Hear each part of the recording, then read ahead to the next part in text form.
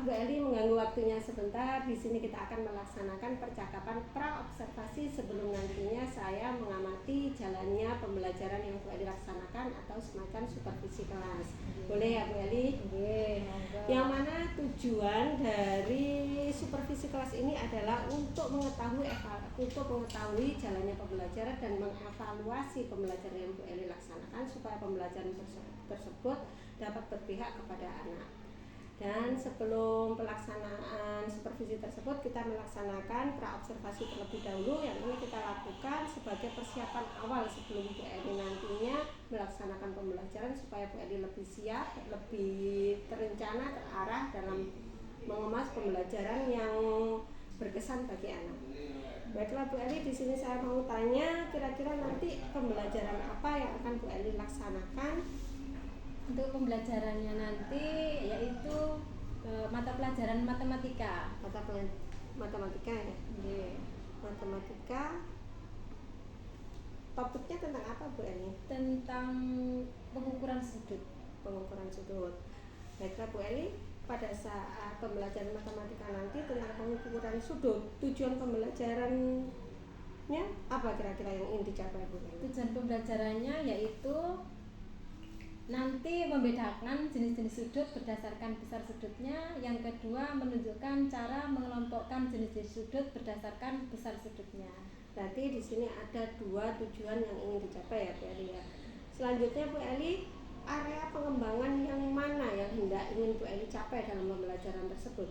Untuk area pengembangannya nanti saya akan yang pertama yaitu praktek langsung dalam penerapan mengukur sudut, kemudian keaktifan siswa dalam berdiskusi, kemudian pemahaman siswa terhadap konsep sudut, penilaian, pengelolaan pembelajaran, dan strategi pembelajaran. Nah, di sini saya mau tanyakan adalah kira-kira rancangan pembelajaran seperti apa yang akan Bu Eli kemas untuk pembelajaran matematika tersebut? Rancangan yang ingin saya kemas yaitu pembelajaran berdiferensiasi. Yang pertama, saya akan mengukur dulu kesiapan anak-anak dalam gaya belajarnya.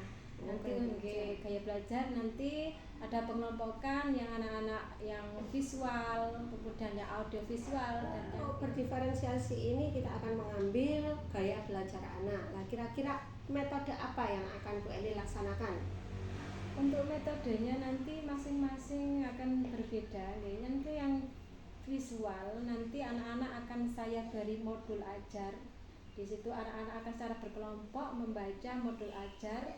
Kemudian yang audio nanti akan saya perlihatkan yaitu tentang video pembelajaran tentang sudut. Kemudian untuk yang kinestetik nanti anak-anak akan melakukan secara langsung pengukuran mencari sudut di sekitar lingkungan sekolah. Benda konkret Bu Eli. Baiklah Bu Eli, dari percakapan yang tadi yang kita laksanakan, kira-kira apa hasil dari percakapan pra-observasi ini Bu Eli? Dari percakapan ini nantinya saya akan ada gambaran untuk mempersiapkan perencanaan pembelajaran saya, kemudian menyiapkan media yang ingin saya gunakan, kemudian metode yang akan saya gunakan, dan juga penilaian yang akan saya gunakan dalam pembelajaran nanti. Terima kasih. Baiklah Bu Eli, semoga nantinya pembelajaran yang Bu Eli laksanakan bisa berjalan lancar. Dan saya nanti bisa mengamati Bu Eli pada hari Jumat yang akan depan. Setelah ini percakapan pra-observasi yang nantinya kita lanjut ke supervisi akademik dan ditutup nanti percakapan pasca observasi yang akan ditemani oleh Bu pengajar praktik Bu Anida. Terima kasih Bu Eli atas waktunya. Sama-sama. Terima kasih permisa. Begitulah percakapan saya di tahap pra-observasi ini. Wassalamualaikum warahmatullahi wabarakatuh. Assalamualaikum warahmatullahi wabarakatuh. Waalaikumsalam warahmatullahi wabarakatuh.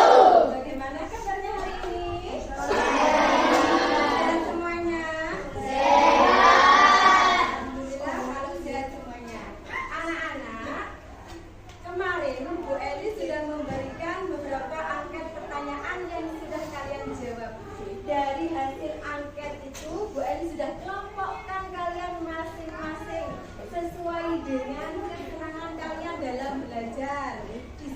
ada kelompok yang gemar membaca? Ayo, angkat tangannya kelompok yang gemar membaca. Ada juga kelompok yang suka mendengarkan sambil melihat. Angkat tangannya.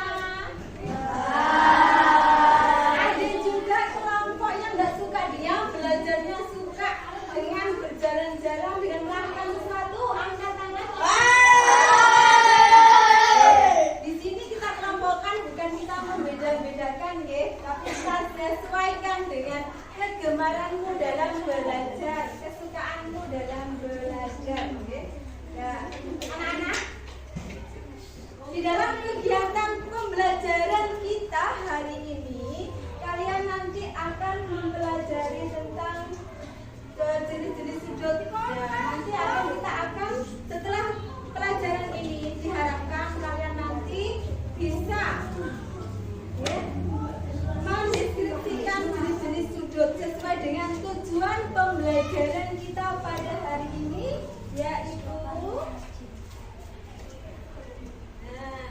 ini ada 3 tujuan kita, yaitu yang pertama membedakan jenis-jenis sudut berdasarkan sudutnya, kemudian mengorganisasikan jenis-jenis sudut berdasarkan besar sudutnya. Yang ketiga yaitu menunjukkan cara mengelompokkan jenis-jenis sudut berdasarkan besar sudutnya. Ya, jadi nanti setelah pembelajaran ini kalian harus sudah bisa mencapai tujuan pembelajaran yang akan kita capai. Baiklah anak-anak, sesuai dengan kelompok kalian masing-masing. Ini untuk anak-anak yang suka sekali dengan membaca, Bu Eli akan kasih materi 2 modul belajar. Yang suka sekali dengan membaca.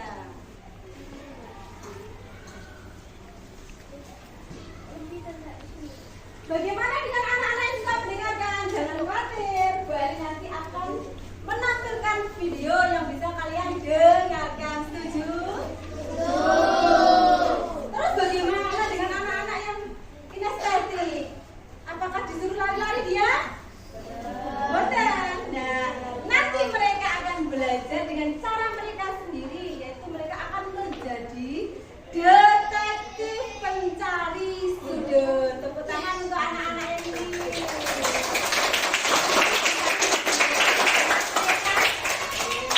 Karena mereka suka sekali dengan kegiatan-kegiatan, nggak suka diam, wajah-wajah yang nggak suka diam, mereka nanti akan berkegiatan sendiri.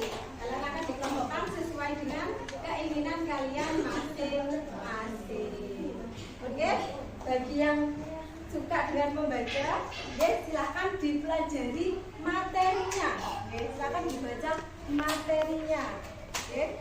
Nanti kalau ada kesulitan atau apa nanti bisa ditanyakan. Kemudian bagi yang ini nanti akan beri putarkan video, ya, ke sini. Nah, untuk anak-anak yang kinestetik, ya, silahkan nanti ini kan ada 2 kelompok, masing-masing kelompok nanti kalian cari, ya, benda-benda yang membentuk sudut, ya. Nanti kalian ukur di situ, kemudian catat di buku tulis kalian bersama kelompok kalian masing-masing. Ada pertanyaan apa Bater? Kalau tidak untuk yang kinestetik silakan lakukan tugasnya. Ayo. Sambil mempersiapkan diri, Bu Eli akan video untuk yang suka sekali dengan mendengar.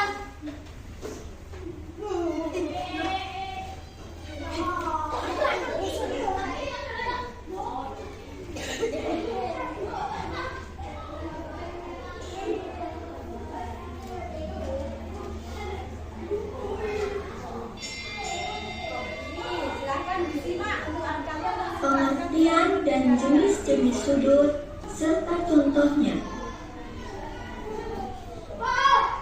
Sudut adalah daerah yang berada di antara 2 garis lurus yang saling berpotongan. Ini disebut kaki sudut. Ini adalah titik sudut. titik di mana dua garis saling berpotongan. Dan ini adalah besar sudut.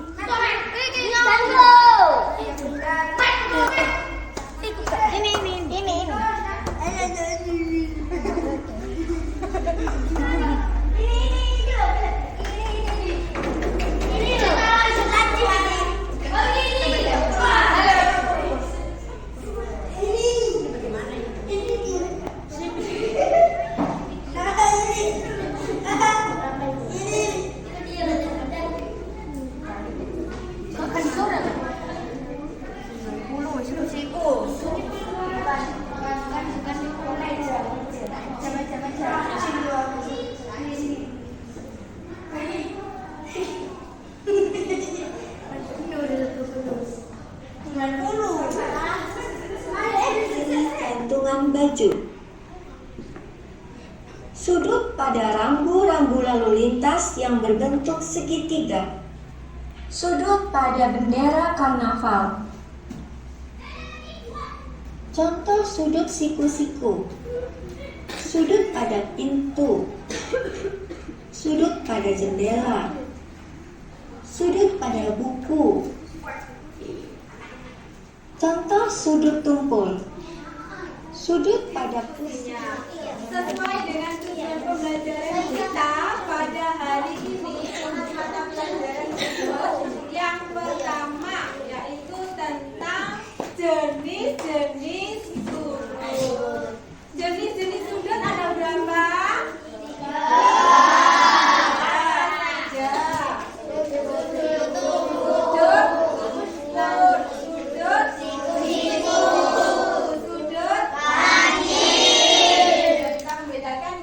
Jenis-jenis sudut.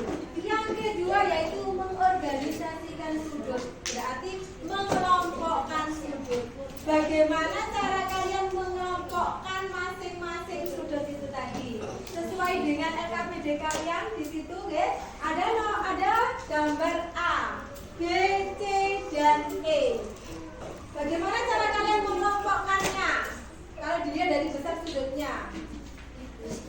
Bagaimana? Silakan. Cara kalian mengelompokkannya tadi? Dengan mengukur. Dikelompokkan. Kalau tumpul berarti dikelompokkan dengan tumpul. Tumpul besarnya berapa tadi? Sudah tumpul? Lebih dari 90 derajat. Berarti dikelompokkan yang lebih dari 90 derajat berarti masuk kategori sudut. Kemudian bagaimana cara kalian mengelompokkan bahwa itu sudut lancip? Yang ukuran sudutnya kurang dari 90 termasuk kategori sudut lancip. Yang berikutnya, bagaimana cara kalian mengelompokkan itu sudut siku-siku? Yang besarnya 90 derajat, tidak lebih dan tidak kurang. Berikutnya, sesuai dengan tujuan pembelajaran yang ketiga, bagaimana cara kalian bisa menentukan besar sudut dari suatu benda? Kalian katakan itu 90, kalian itu katakan 130, apa yang kalian lakukan? Ya, apa yang kalian lakukan? Mengukur. Alat ukur apa yang kalian gunakan? Mengukur dengan ukur, sehingga akan diperoleh besar sudut yang tepat. Tadi ada yang mengukurnya kurang tepat, berarti butuh ketelitian. Dari pembelajaran ini tentang jenis-jenis sudut, pengelompokan sudut, okay? Ada yang ditanyakan? Ya, kalau tidak ada yang ditanyakan, saatnya kita menguji kompetensi, okay? Kompetensi diri kalian masing-masing dengan melakukan evaluasi.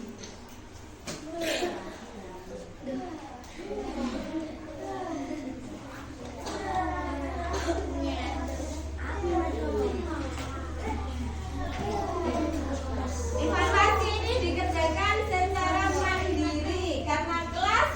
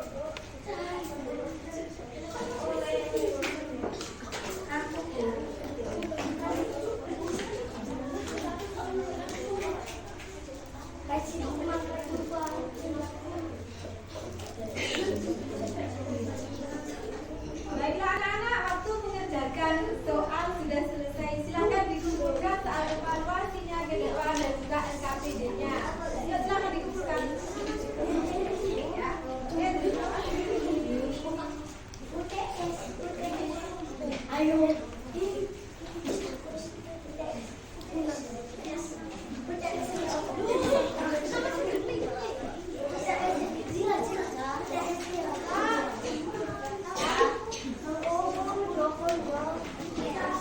sudah mengumpulkan silakan kembali lagi ke kelompoknya masing-masing.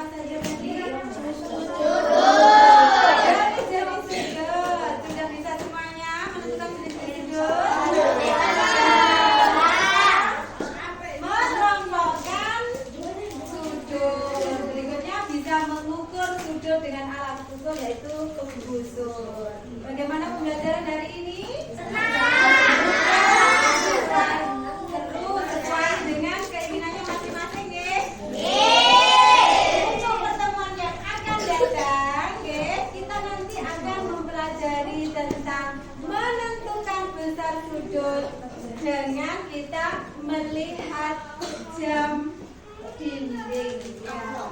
Kita nanti akan menentukan setiap detik jam, karena tadi di kelompok kinestetik tadi menemukan bisa mengukur sudutnya dengan melihat jam. Nah, di pertemuan yang akan datang kita akan mempelajari mengukur sudut dengan menentukan jam, yaitu nanti pukul berapa akan kita tentukan dengan menghitung besar sudutnya. Siap? Siap. Jangan lupa nanti di rumah tetap belajar dengan rajin.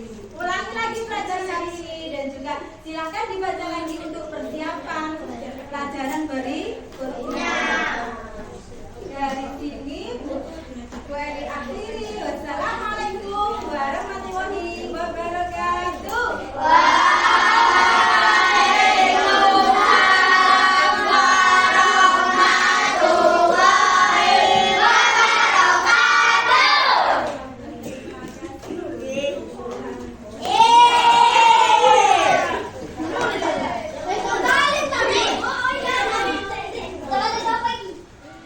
Assalamualaikum warahmatullahi wabarakatuh.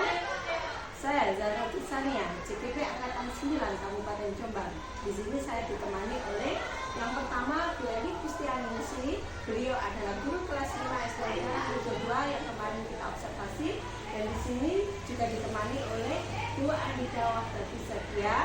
Beliau adalah pengajar praktik pendidikan calon guru penggerak Angkatan 9 Kabupaten Jombang. Mohon izin Bu. Di sini kita akan melaksanakan percakapan pasca observasi pembelajaran dari Bu Eli tanggal kemarin. Baiklah Bu Eli, di sini saya mau bercakap-cakap dengan Bu Eli, berbincang-bincang tentang pembelajaran yang telah Bu Eli laksanakan kemarin. Di sini nanti tujuannya percakapan kita adalah untuk mengevaluasi pembelajaran yang telah Bu Eli laksanakan kemarin di kelas 5. Baiklah Bu Eli, bagaimana perasaannya tadi setelah melaksanakan observasi pembelajaran? Alhamdulillah, perasaan saya sangat senang sekali dengan kegiatan pembelajaran saya di sini saya jadi belajar mempelajari tentang bagaimana pembelajaran berdiferensi itu. Saya juga banyak belajar tentang bagaimana saya bisa mengidentifikasi dari karakter-karakter dari peserta didik saya. Ya. Baiklah, untuk selanjutnya kemarin apakah bisa diingat kembali area pengembangan yang ingin dicapai dalam pembelajaran tersebut? Area pengembangan yang ingin saya capai pada pembelajaran kemarin yaitu di sini saya ingin memahamkan pemahaman secara menyeluruh dari materi, yaitu mengidentifikasi jenis-jenis dari sudut, kemudian juga mengelompokkan sudut berdasarkan besar sudutnya, dan juga bagaimana cara menggunakan busur sebagai alat ukur sudut.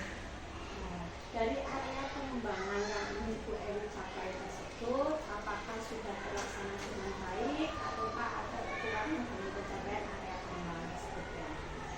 Ya, kalau di sini menurut saya itu sudah tercapai, tapi ada beberapa sedikit kendala yang saya hadapi saat pembelajaran kemarin. Kira-kira apa kendalanya pada saat pembelajaran? Kendala yang saya hadapi di sini yaitu yang pertama yaitu saat mengidentifikasi karakteristik atau gaya belajar dari peserta didik, karena ada beberapa dari peserta didik saya itu yang merasa itu saya itu lebih suka dengan belajar pakai audio. Kenapa di sini saya dikelompokkan di belajar yang visual gitu. Ada yang saya tuh lebih suka yang bermain, tapi di sini kenapa saya dikelompokkan saya di audio. Nah, dari hasil itu kan sebenarnya saya sudah menyiapkan angket di situ. Kemudian dari situ saya analisis, anak ini saya kelompokkan di sini, saya kelompokkan di kinestetik, saya kelompokkan di audio visual, saya kelompokkan di visual. Tapi ternyata di situ saya masih butuh lagi pemahaman bagaimana cara saya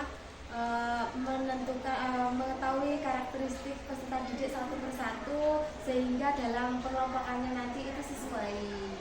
Kemudian ada beberapa lagi yaitu di sini saya kurang cukup waktu di dalam saya itu anak-anak, sehingga anak-anak itu kurang aktif karena saya tidak bisa membimbing secara individual, karena memang pembelajaran di sini kan ada beberapa kelompok. Jadi kalau biasanya hanya klasikal itu saya bisa satu persatu yang ini, karena ini beberapa kelompok, jadi adanya kekurangan waktu dalam saya membimbing secara individual terhadap peserta didik saya. Jadi yang pertama adalah tadi sulitnya mengidentifikasi untuk kesiapan anak dan gaya belajar anak. Yang kedua adalah sulitnya untuk berkonsentrasi untuk memancing keaktifan yang ada di anak. Kira-kira Bu Eni, dari hal-hal tersebut, apakah yang bisa Bu Eni mengatasi untuk hal-hal tersebut? Itu kira-kira kita butuh penanganan seperti apa? Untuk mengatasi hal-hal tata kendala yang saya hadapi, di sini saya akan merencanakan nanti untuk mencari berkolaborasi dengan teman sejawat untuk mengetahui bagaimana karakteristik anak satu persatu dari bapak ibu guru kelas-kelas sebelumnya, sehingga diperoleh informasi yang akurat, sehingga saya nanti bisa menentukan dengan baik nanti anak itu di kelompok yang mana. Selain itu juga karena kekurangan pemahaman saya tentang pembelajaran berdiferensi, nanti saya akan berusaha mencari literasi tentang pembelajaran berdiferensiasi sehingga saya tahu betul bagaimana cara menerapkan pembelajaran berdiferensiasi tersebut terhadap anak didik saya, dan juga saya akan sesuaikan dengan tujuan pembelajaran yang ingin saya capai. Jadi apakah kira-kira di sini dari kita berkolaborasi dengan teman-teman, apakah kita membutuhkan semacam asesmen gitu?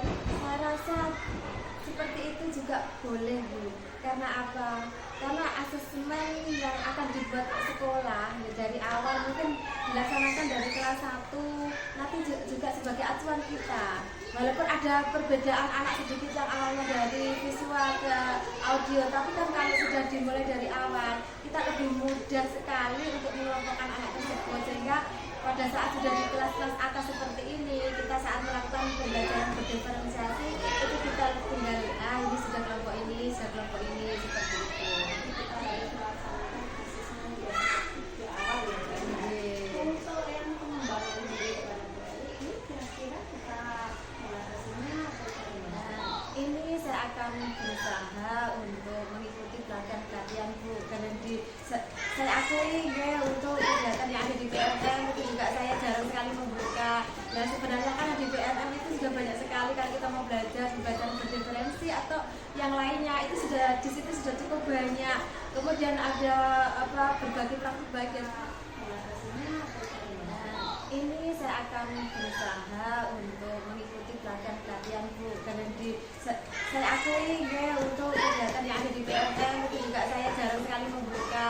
Nah sebenarnya kan di PNM itu sudah banyak sekali kalau kita mau belajar berdiferensi atau yang lainnya itu sudah di situ sudah cukup banyak. Kemudian ada berbagai praktik baik dari teman-teman itu sudah cukup banyak. Insya Allah saya akan belajar dari PNM tersebut, melakukan pelatihan-pelatihan di diklat yang bisa meningkatkan kompetensi saya dalam mengajar ke peserta didik.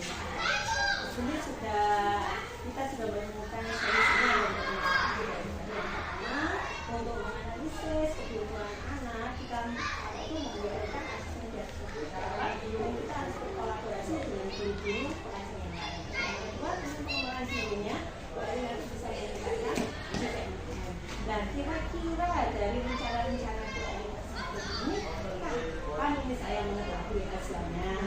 Karena ini yang saya pikir karena begitu kebutuhan begitu sangat butuh kita dalam memberikan pembelajaran yang bermakna terhadap anak, yaitu dengan pembelajaran berdiferensiasi sehingga anak-anak itu suka karena sesuai dengan karakternya, sehingga apa yang kita ajarkan itu anak-anak bisa memahami sepenuhnya karena mereka menyukainya. Dan insya Allah setelah kegiatan ini saya akan segera melaksanakannya sehingga saya bisa menerapkan pembelajaran yang berkesinambungan, yaitu dengan metode model yang sesuai dengan materi yang akan saya ajarkan, sesuai dengan tujuan pembelajaran yang ingin saya capai terhadap pembelajaran saya. Kita bisa menemukan ya Bu Eli ya, kalau sudah Bu Eli eksekusi nanti saya dikabari ya Bu Eli ya, bagaimana prosesnya, bagaimana tahapannya. Oke, nanti saya dikabari apakah pengembangannya sudah atau belum. Nanti saya juga butuh sharing-sharing terhadap Buza, apa yang harus saya lakukan di sini. Saya nanti butuh saran dari Buza juga. Terima kasih selagi saya bisa menjawab dan saya jawab. Baiklah, di sini adalah percakapan kita, percakapan pra-observasi. Di sini saya persilakan kepada Bu Anida selaku pengajar praktik untuk memberikan umpan balik atas percakapan yang kita laksanakan tadi.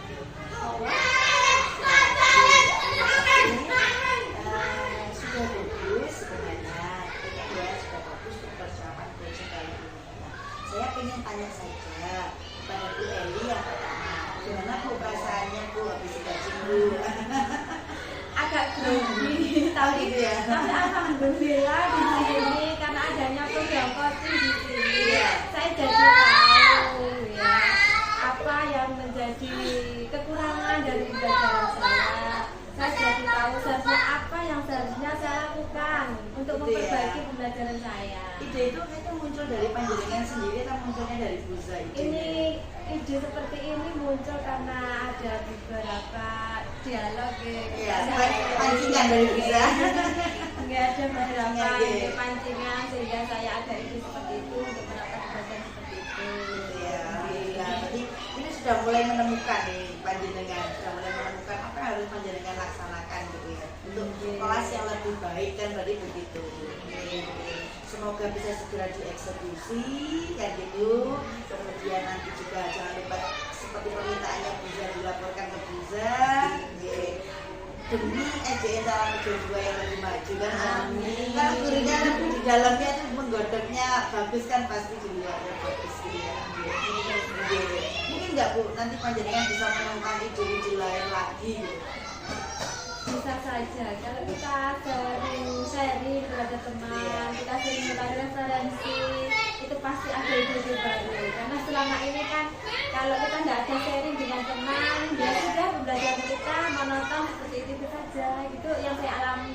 Itu ya. Iya, berarti berarti kalau gitu Buza, kalau melihat jawaban dari Bu Eli seperti ini, kira-kira yang mau panjenengan laksanakan nopo nih dari hasil jawabannya gitu ya. Jawaban seperti ini ya, hasilnya nanti semoga saja Bu Eli segera menyusul mendaftarkan untuk menjadi calon guru pembina. Oh gitu Bu, amin. Nanti pas tahap ke berapa, tahap ke-12 nih ya, tahap ke-12 semoga nanti Bu Eli bisa lolos. Semoga anaknya kan udah besar nanti. Oke, baik, makasih Bu Eli. Buza, gimana perasaannya Buza? Tahapan demi tahapan yang mulai kita dari pra observasi kelas kemarin dan pasca observasi ini menghasilkan satu temuan baru, Gitu di mana ya. temuan tersebut ini muncul dari dalam diri Bu Eli tersebut. Ya. Berarti sukses ini panjenengan coachingnya. Alhamdulillah, berkat bantuan Bu Eli dan Oh, saya hanya nonton. Oke. Apa yang panjenengan rasakan ketika panjenengan bisa membuat Bu Eli ini menunjukkan suatu idenya tadi? seperti ada kepuasan batin tersendiri Bu Eli di sini. Di sini kemarin alhamdulillah pembelajarannya Bu Eli itu sangat bagus, tapi beliau masih merasa kurang. Tapi beliau kan ingin mempunyai nilai yang sempurna dari beliau. Nah, di sini untuk mencapai kesempurnaan tersebut apa yang harus ditingkatkan? Tadi Bu Eli sudah paparkan dan alhamdulillah kita sudah menemukan solusinya. Iya. Nah ini sekarang saya tanya panjenengan sebagai pihak pimpinan sekolah, gitu ya. Dari hasil yang dijawab oleh Bu Eli tadi, panjenengan sebagai pimpinan sekolah kira-kira sudah punya angan-angan apa? Sudah punya rencana apa? Ini kan dari guru panjenengan ternyata sudah menemukan, oh ternyata guru saya seperti ini nih. Nah, saya sebagai kepala sekolah itu nantinya akan memfasilitasi. Tugas kita akan memfasilitasi keinginan bagi para bapak ibu guru untuk meningkatkan kompetensinya. Di sini tadi bu guru membutuhkan sharing-sharing antara teman, itu kita tetap bisa mewadai dalam komunitas belajar. Itu nanti kita bentuk dan Bu Eli juga membutuhkan tadi pengembangan diri. Ya, kita juga bisa mendatangkan narasumber untuk IHT. Sudah menemukan, oh ternyata guru saya seperti ini nih. Nah, saya sebagai kepala sekolah itu nantinya akan memfasilitasi. Ya. Tugas kita akan memfasilitasi keinginan bagi para bapak ibu guru untuk meningkatkan kompetensinya. Di sini tadi bu guru membutuhkan sharing-sharing antara teman, itu kita tetap bisa mewadai dalam komunitas belajar. Itu nanti kita bentuk dan Bu Eli juga membutuhkan tadi pengembangan diri. Ya, kita juga bisa mendatangkan narasumber untuk IHT, untuk apa itu kita mulai di dalam tentang PNM, kita belajar bersama-sama di PNM seperti itu. Gitu ya. Kalau selama ini komunitas yang ada di Jawa Jadwal bagaimana? Untuk komunitas ini semangat ini masih bersifat biasa-biasa saja karena kita masih belum menemukan masalah yang ada pada diri masing-masing bapak ibu guru. Nah, setelah observasi kita lakukan, kita jadinya akan tahu apa kekurangan dan apa kebutuhan dari bapak ibu guru semuanya. Gitu gitu. Baik, berarti rencananya akan komunitasnya dibangkitkan kembali dengan adanya sharing-sharing itu tadi, seperti itu kalau Buza sebagai pimpinan. Nah, Bu Eli, kan sudah mendengarkan ya, karena Buza kan seperti itu. Jadi sendiri bagaimana menanggapinya? Untuk ini karena dari keinginan kami untuk mengembangkan bagaimana kami mengajar lebih baik dan bisa sendiri akan memfasilitasi, ya. Insya Allah kami merasa senang sekali. Alhamdulillah. Berarti bukan ya bertepuk sebelah tangan ya, ini gayung bersambut sebenarnya. Insya Allah kita akan kompak selalu. Iya. Demi remaja. Iya. Udah ini kan baru Bu Eli nih ya. Nah rencana ke depan Buza tidak lanjutnya Bu Eli aja sudah bisa seperti ini. Nah bagaimana dengan bapak ibu guru yang lain? Dalam satu minggu ini kita akan melaksanakan observasi yang ada di dalam pembelajaran. Mungkin dari observasi tersebut muncul lagi ide-ide baru. Nah, itu nanti bisa kita cari dan bisa kita tidak lanjutin. Gitu ya. Harapannya nanti Buza bisa mengkorek sampai ide yang paling briliannya itu keluar.